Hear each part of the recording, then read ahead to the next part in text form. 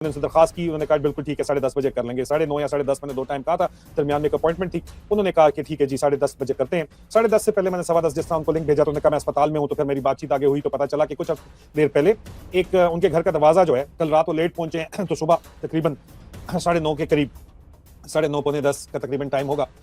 सुबह 9 बजे के 10 के दरमियान में दरवाज़ा खटका उनके घर का मेन कैम्ब्रिज के अंदर। इससे पहले याद मैं आपको करा दूं कि रॉयस्टन जो कैम्ब्रिज से बिल्कुल ही करीब है, वहां भी वो रहते थे, किसी को एड्रेस नहीं पता था, उनके मुंह के ऊपर तेजाब फेंका गया था उस घर के अंदर। इसी तरह दरवाजा खटका के एक डिलीवरी ड्राइवर की शक्ल के अंदर बंदा आया और उसने तेजाब फेंका वहां पे जाके सामने, उनके मुंह के ऊपर तेजाब फेंका था। अब यहाँ पे ये इनका नया घर है कैम्ब्रिज के अंदर, जहाँ शिफ्ट हो चुके हैं सिक्योरिटी कंसर्न्स की वजह से। सिर्फ चंद मखसूस लोगों को उस घर का पता है जो उनके साथ वाज़े तौर के ऊपर देखे भी जा सकते हैं। और अब उनके घर दरवाज़ा बेल होती है, शहजाद अकबर साहब दरवाज़ा खोलते हैं। 2 उनकी छोटी बच्चियां हैं, मैं उनको एंजल्स कहता हूं क्योंकि खुदा की कसम बिल्कुल फरिश्तों की तरह हैं वो बच्चियां माशाल्लाह जो है।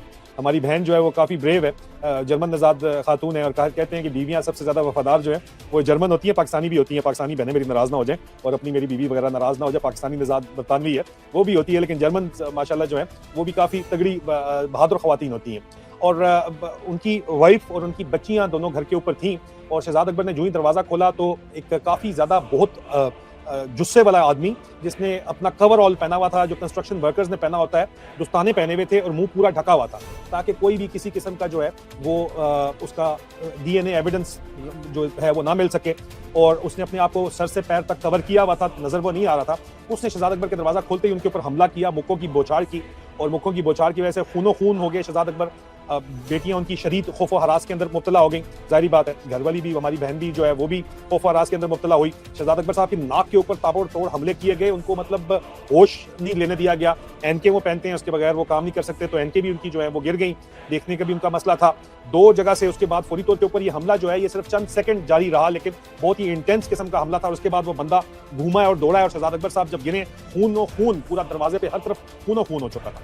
और उसके बाद वो वहां से निकले, वो बंदा तो भाग गया वहां से फौरी तौर के ऊपर। पहले भी ये बंदा यहाँ पे कैम्ब्रिज के करीब इनका जो घर है रॉयस्टन, वहां से हेलमेट पहनी थी बंदे ने जिनके ऊपर तेजाब फेंका था शहजाद अकबर साहब के पास। तमाम सीसीटीवी फुटेज वगैरह ये लोग होते हैं, ये ऑर्गेनाइज क्रिमिनल्स होते हैं, इनको पता होता है कि किन रस्तों के ऊपर सीसीटीवी कैमरा लगे हैं, किसके ऊपर नहीं लगे हुए। ये वहां से निकल जाते हैं, ये पूरा का पूरा प्लान करके आते हैं, पूरा रेकी अपनी इन्होंने की भी होती है। ये बंदा वहां से निकला है, और बंदा तो निकला है लेकिन शहजाद अकबर साहब खूनो खून थे, खून में लथपथ थे। फौरी तौर के ऊपर एम्बुलेंस कॉल की गई, लेकिन आजकल बरतानिया के अंदर एम्बुलेंस जो है वो पहुंचते पहुंचते भी बहुत देर कर देती है। शहजाद अकबर साहब फौरी तौर के ऊपर बहरहाल अस्पताल पहुंचे। उनकी नाक 2 जगह से फ्रैक्चर हुई और जबड़े के अंदर कोई हेयरलाइन फ्रैक्चर भी आया। पुलिस, जाहिर बात है, एक दिन पहले शहजाद अकबर साहब जो है काउंटर टेररिज्म कमांड जिसको SO-15 कहते हैं लंदन के अंदर, उससे उनकी बड़ी लंबी चौड़ी मीटिंग हुई है, 1.5 घंटा उनकी मीटिंग हुई है, बताया गया।